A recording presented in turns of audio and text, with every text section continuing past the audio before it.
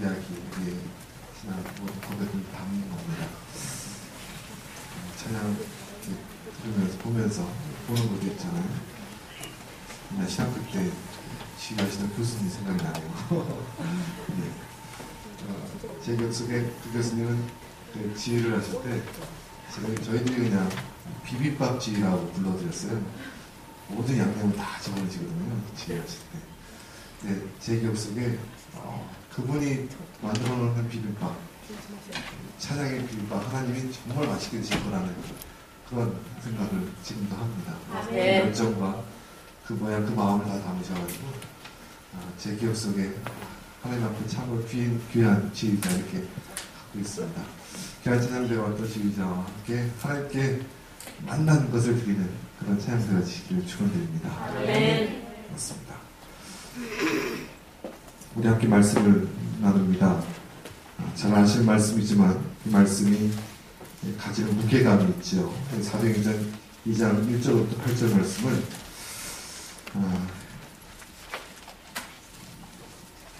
이 말씀은 물론 우리가 읽고 또 읽지만 이 말씀 속에서 또 지금 나에게 하신 말씀을 듣고자 이 말씀을 묵상하시면서 한번 같이 우리 합독하겠습니다. 사도행전 2장 1절부터 8절까지 말씀입니다. 오순절날이 이미 이름에 저희가 다 같이 한 곳에 모였더니 호련히 하늘로부터 높하고 강한 바람 같은 소리가 있어 저희 앉은 온 집에 가득하며 불에서 같이 갈라진 것이 저희를 보여 각 사람에게 임하여 있더니 저희가 다 성령의 충만함을 받고 성령이 말하게 하시는 따라 다른 방언으로 말하기를 시작하니라. 그때 경건한 유대인이 천하 각국으로부터 와서 예루살렘에 오고 하더니 이 소리가 남의 큰 무리가 모여 각각 자기의 방언으로 제자들의 말하는 것을 듣고 소동하니라. 다 놀라 기어기어 이르되 보라, 이 말하는 사람이 다 갈릴리 사람이 아니냐. 우리가 우리 각 사람의 난곡 방언으로 듣게 된 것이 어찌미뇨.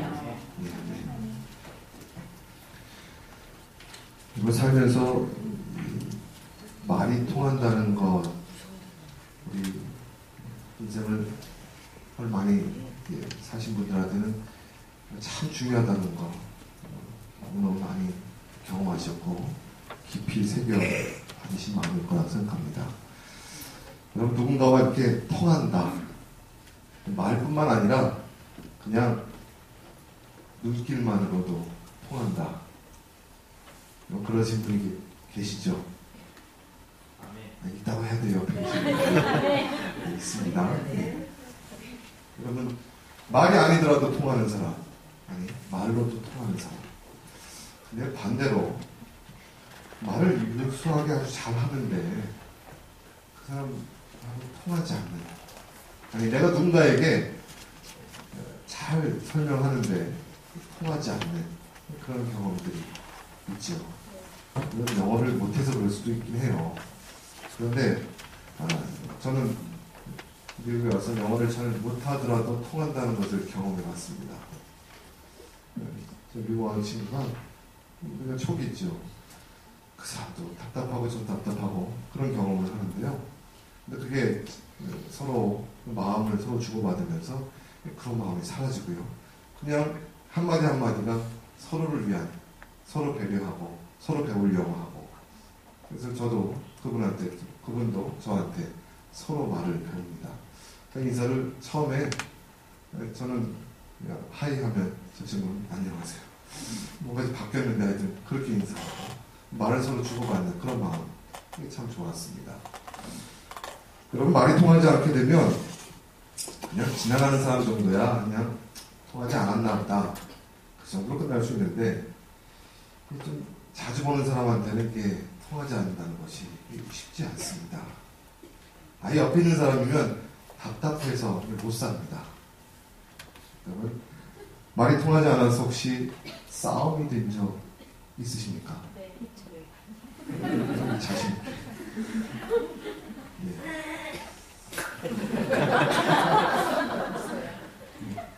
자녀들도 안 하고요. 저희 딸애들도요. 내 엄마 아빠가 얘기를 주고받는데 이게 어떤 얘기인지 압니다. 내용을 아는 게 아니라 이게 지금 주고받는 건지 쏘아 붙이는 건지 좀 표현한다면 제가 다 아는 건지 압니다. 오고 가는 마음이 어떤지를 압니다. 통하지 않고 있다면 아이들도 반응합니다. 제가 목사도요 싸우기도 해요. 이해해달라는 게 아니라 그럽니다. 우리 아이들 앞에서 아예 초장부터요. 제 아내랑 저 의견이 불꽃이 딱 튀면 우리 아이들이 반응을 해요. 그 아이들의 눈가에서 뭐가 하나 딱 비치면 저는 그냥 꺾습니다. 통하지 않는 것처럼 보이는 이 마음을 바로 잡으려고 하죠. 여러분, 서로 살아가면서 단순하게 같이 산다. 이 정도로 우리는 살 수 없습니다. 우리 기본적으로 하나님께서 우리를 만드실 때 하나님의 형상이라고 하는, 하나님께서 단순하게 그냥 만들었다라고 하는 게 아니라 나를 닮았다, 나와 통했다 라고 만드셨어요. 하나님 우리를 만드신 다음에 성경은 창세기 1장 맨 마지막 절에 심히 좋았더라고 고백이십니다. 이건 단순하게 그냥 육적인 게 아닙니다. 고백이세요. 그 전반부에 있었던 6번의 창조에서는요, 5번의 창조에서는 하나님께서 좋았더라 이렇게 하시죠. 근데 맨 마지막에 가서는 심히 좋았더라. 번역을 조금 더 멋져지게 썼으면 좋을 뻔했는데요. 너무 감격해서 본인이 감격한 말을 되뇌이신 겁니다. 고백하신 거예요. 누굴 보고요? 나단 정도로 하지 말고요. 여러분, 나를 보고요. 통했다는 겁니다. 하나님과 통하게 만들었어요. 그런데 그 통함이 무너졌죠. 그 통함이 죄라고 하는 세상 가운데 들어온 죄가 하나님과 우리 사이를 통하게 할 수 있는 그 통함을 무너뜨렸어요. 그러면서 부부 사이에서도 문제가 생기고요. 형제 사이에서도 문제가 생기고요. 부모와 자식 간에도 서로 속고 속이는 그런 관계가 우리 안에 생겨나기 시작합니다. 성경에는 이렇게 어떤 면에서는 크게 통하거나 통하지 않거나 하는 사건으로 이루어져 있어요. 하나님과 통할 때는 하나님 너무너무 좋아하세요. 아브라함을 향해서 너는 의인이다. 왜 그랬겠어요? 잘나서요? 아브라함의 창세기 15장에서 뭐 잘나서 그런 얘기 듣지 않았습니다. 그냥 하나님의 말씀을 믿었어요. 통했다는 얘기입니다. 여러분, 믿음이라고 하는 것은 우리 편으로 좀 속해서 표현한다면 서로 통한다는 거예요. 서로 통하는 겁니다. 내가 막혀있는 것들을 제거하고 통하기로 결심하는 거예요. 거기에는 물론 미래적인 예상치도 있습니다. 아직은 나에게 말씀으로만 주어졌지만 하나님 믿겠습니다. 근데 통하겠다는 겁니다. 하나님께서 나에게 장치를 걸어주셔서 내가 하나님과 통할 수 있도록 말씀을 주신 것에 대해서 응답한 겁니다. 또 사람과 사람 사이에서도 믿음이 존재하죠. 그건 통한다는 얘기예요. 여러분, 통하지 않는데 믿을 수 있다? 이건 어려운 얘기입니다. 저 사람을 내가 말로 믿을 수 있다. 통하지 않는데요. 신뢰하지 않는데요. 성경에는 그렇게 통하지 않아서 재앙을 맞이한 사건들이 있죠. 모세가 하나님의 말씀을 바로왕한테 전합니다. 하나님의 말씀입니다. 그 말씀이 순차적으로 이루어져 갑니다. 첫 번째는 조금, 두 번째 정도까지는 그래도, 세 번째까지는 좀 그래도 한 네 번째 정도에서는 좀 통했으면 그래서 10번째까지는 안 갔을 거 아닙니까? 계속해서 막습니다. 그 하나님의 말씀을 계속해서 가로막습니다. 통하지 않으니까 결과는 자기만의 문제가 아니라 자기 백성들 가운데 재앙이 임했지요. 여러분, 단편적인 역사지만 그러나 그 단편 속에는 하나님과 우리가 통하지 않는다면 이렇게 되어진다라고 하는 것이 이미 담겨져 있습니다. 여러분, 또 의도적으로 공동체가 하나님을 향해서, 우리는 하나님을 향해서 거절하겠습니다. 선을 긋겠습니다. 이렇게 나섰던 사건이 있었죠. 바벨탑 사건 기억하십니까? 기억하면 본 적은 없죠. 네. 여러분 지금도 바벨탑이 있어요. 네. 옛날 그 바벨탑은 아닐 겁니다. 이전에 이라크 전쟁 났을 때 잘 아시는지 모르겠지만 종교적으로는 큰 하나의 이슈가 있었습니다. 그 안에는 그 바벨탑 모양을 담은 작은 바벨탑들이 여전히 저 이라크 땅에 있어요. 그 수세기를 거쳐오면서 여전히 계속 만들어져 온 그것이 무너질까봐, 그것이 훼손될까봐 종교 속에서는 그것을 막기 위한 그런 로비가 있었다고 그래요.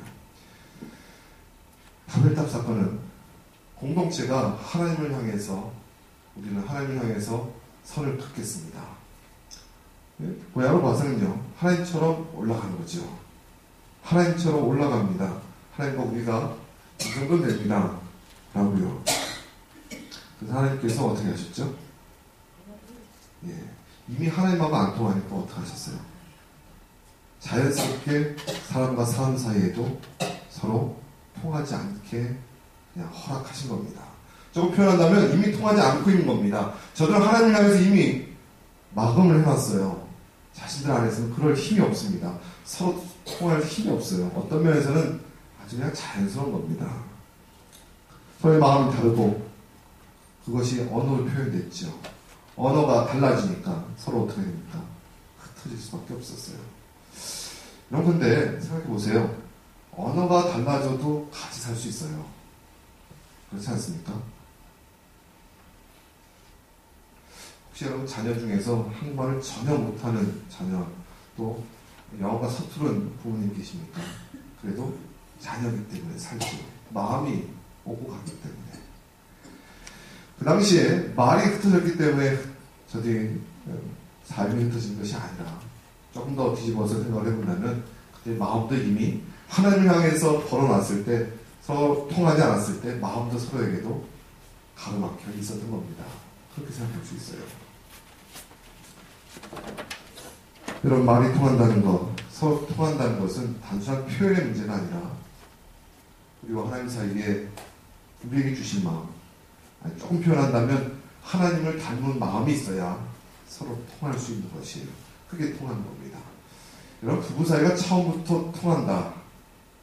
우리는 사랑했기에 결혼했다. 완벽하게 통한다. 그건 아주 희귀한 일입니다. 결혼하면 서로 안 통한 부분을 갖게 돼요. 난 이런 줄 몰랐어요. 이런 줄 모르는 건 당연한 겁니다. 그러면서 다시 우리가 하나님 앞에 약속한 겁니다. 하나님, 이후로 통하지 않는 부분들을 제거하기로.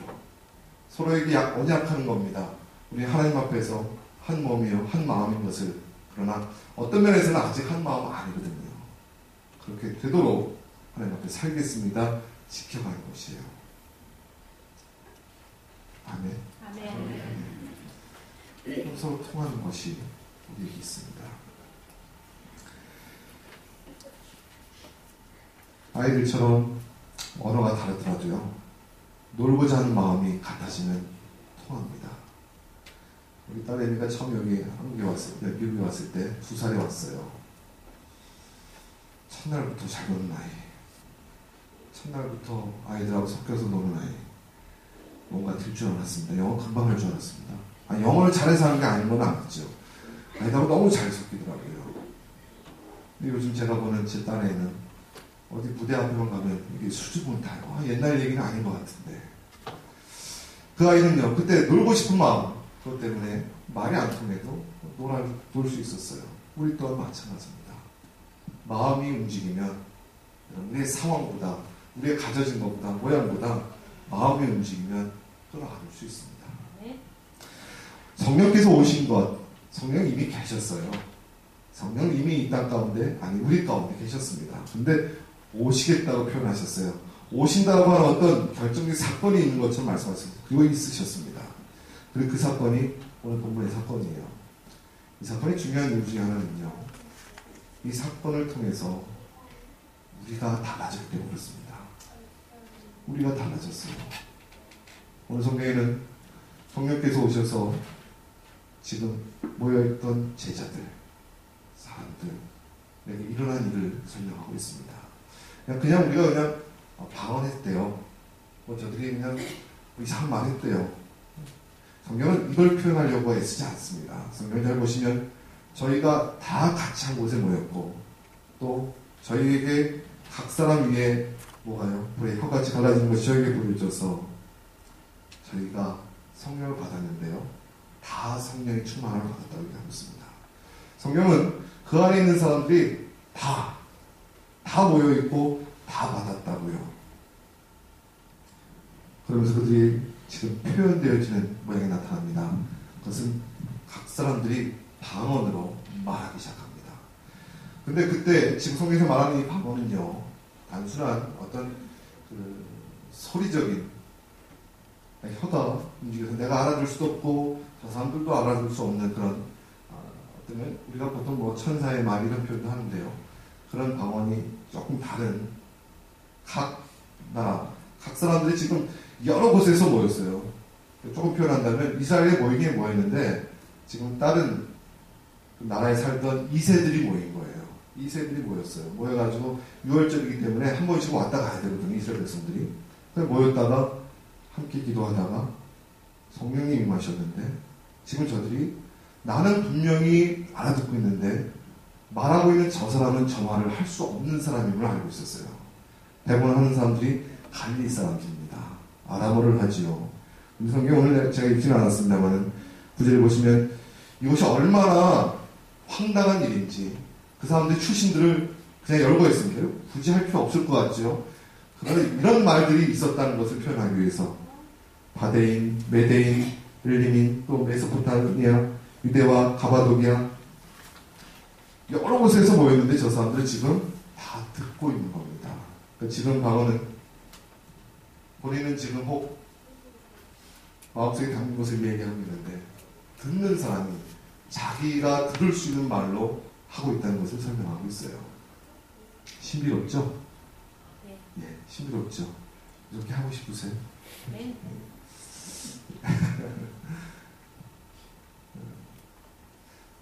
저는 성경 속에서 이런 어떤 모양적 신비로움도 중요하지만요. 이것을 통해서 지금 가져지는 성령의 역사를, 근본적인 역사를 한번 생각해보려고 합니다. 이 역사는 전혀 다른 언어를 가진 사람들, 어떤 면에서는 말이 안 통해서 마음이 잘 통할 수 없는 사람들이 사실은 다 같이 기도하고 있었어요. 뭐 하고 있었다고요? 기도하는 데는 같은 마음을 가졌어요. 마음을 서로 연락하고 있습니다. 서로에게는 말이라고 하는 장벽이 있음에도 불구하고 그들은 하나님 앞에 모여 있었고 그래서 그 마음이 통한 이들에게 성령이 임하셨어요. 이것이 어떤 면에서 거꾸로 뒤집을 수도 있습니다. 성령께서 그들의 마음을 이미 합해놓고 계셨어요. 그리고 그 마음이 합해진 것에 표면적인 역사까지 더하신 겁니다. 사실 오늘 말씀 전에 1장을 보시면 그들의 마음을 같이 하고 있다는 것이 성령께서 그들을 이끌고 계심을 우리가 느낄 수 있어요. 그러기 위해서 그들이 어떻게 했습니까? 서로에게 들릴 수 있는 말로 하나님의 마음, 하나님의 이야기, 예수 그리스도의 이야기를 전했는데 알아들었다는 겁니다. 성경을 뒤집어서 창세기에 있었던 바벨탑 사건과는 완전히 반대되는 얘기예요. 그때는 하나님을 향해서 저들이 선을 긋고 저들이 말이 흩어졌죠. 근데 지금은 말이 다시 모아졌습니다. 물론 저들 그 이후로 갑자기 언어가 완전히 바뀌었다 이런 표현은 아닐 수 있어요. 그러나 그 사건 속에는 서로가 들을 수 있도록 말을 가졌습니다. 그런데요, 그 말보다 사실 마음이 더 중요합니다. 그들의 마음이 기도하기로 합하져 있었고 성령께서 오셨을 때 다 충만함을 받았어요. 여러분, 성령 충만함을 받는다고 하는 것은 성령을 향해서 열린 사람, 성령을 향해서 나를 내어놓는 사람이 받는 겁니다. 여러분, 인간은 무시하는 존재예요. 하나님, 그 나보다 더 강하신 하나님을 거절할 수 있는 힘을 가진 존재입니다. 그런 존재들이 다 모여서 다 열어놨기 때문에 그들은 한 마음, 그리고 한 성령 안에서 하나가 될 수 있었던 겁니다. 그래서 그들이 표면적으로 다 알아줄 수 있도록 성경은 그것을 난 곧 방언이라고 표현하고 있어요.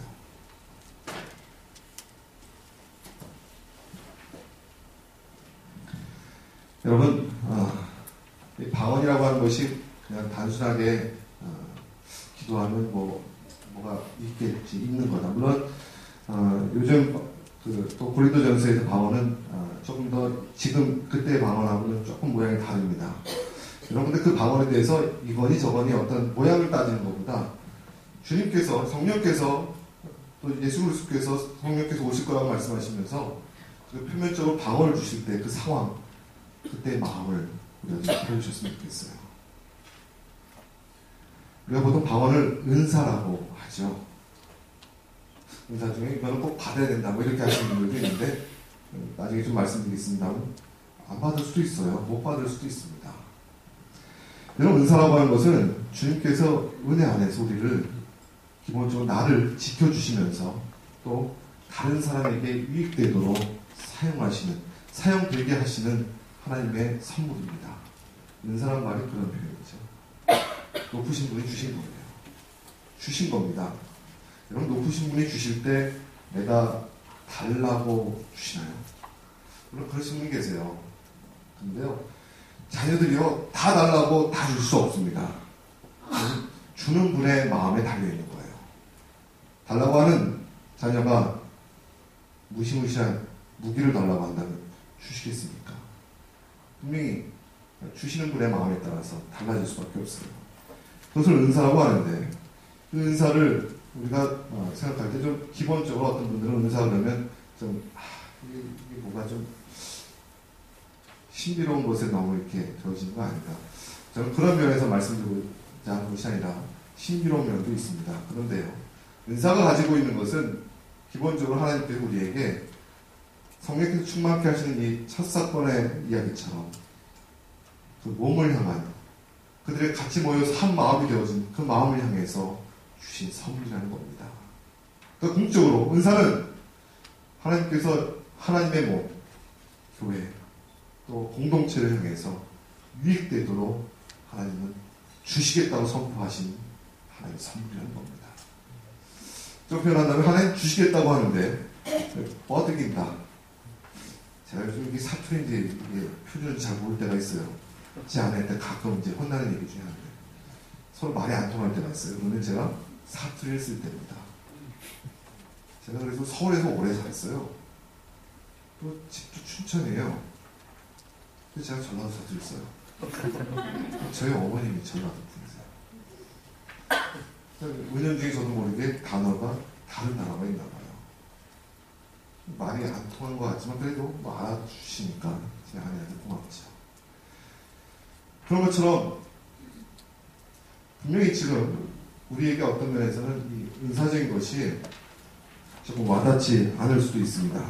그런데 은사는 분명히 하나님 주신 선물이에요.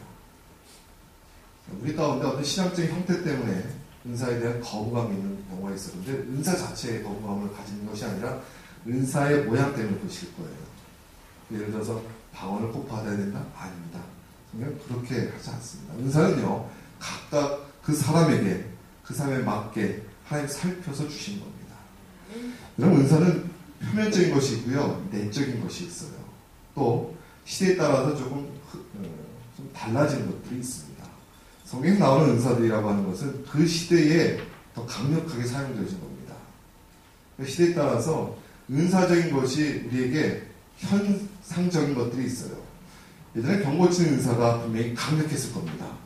이 의술적인 것이 아무래도 약하니까요. 지금은 의술이 발달되어 있기 때문에 하나님은 그 부분을 사용하셔요. 여러분, 은사와 병 고치는, 그러니까 병 고치는 은사와 의술과 완전히 다르다. 그렇지는 않을 거예요.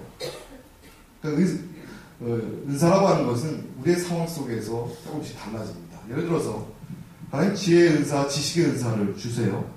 근데 지혜와 지식의 은사는 하나님의 말씀을 들음 속에서 표현되시는 겁니다. 하나님의 말씀을 들을 때에 깨닫는 은사가 지혜의 은사예요. 그리고 하나님의 말씀을 듣고 나서 그것이 남에게 전해지는 능력을 가진 것이 지식의 은사입니다. 네, 그런데 우리 기본적으로 말씀을 다 묵상할 수 있어요. 다 있잖아요. 예전에는 신약 성경이 없었어요. 그러다 보니까 말씀에 대한 들음이 확실히 은사적인 것이 필요했었어요. 근데 현대 사회에서도 방언의 은사가 많이 이렇게 표면되어지다 보니까 또 방언의 은사가 꼭 신앙의 어떤 척도처럼 보여지는 현상이 있어서 또 그렇게 강조한 경우가 있어서 방언을 못 받으면 꼭 신앙의 문제가 있는 거야 이렇게 생각하는 심지어 저하고 상담한 적도 있는 분들이 계세요. 그렇지 않습니다. 은사는요 하나님께서 그 사람에게 필요한 대로 하나님께서 목적하신 대로 주시는 거예요. 그런데 그 목적은요 그 사람에게만 있지 않고 그 다음 몸에 있습니다. 다른 사람의 유익을 위해서, 교회 유익을 위해서, 하나님께 영광이 되게 하기 위해서 주신 것이에요. 그러니까 이렇게 생각하시면 돼요. 나에게 은사가 있느냐? 여러분 은사가 하나도 없습니까? 하나님의 은사는 여러분에게 하나님 안에 계신다면 100%다 있습니다. 그런데요 그 은사가 은사냐 아니냐의 판결은요 그 은사를 내가 가지고 있는 어떠한 능력을 통해서 다른 사람을 섬기고 있느냐 아니 다른 사람에게 유익이 될 거냐 라고 생각하신다면 거기에서 선이 그어질 겁니다. 나에게 어떤 능력이 있는데 여전히 나만을 위해서 가진 능력이라면 저는 혹시 하나님께 은사를 주셨다고 해도 열매는 없습니다. 성경에서 말하는 열매는 다른 사람과의 유익 속에서 나타납니다.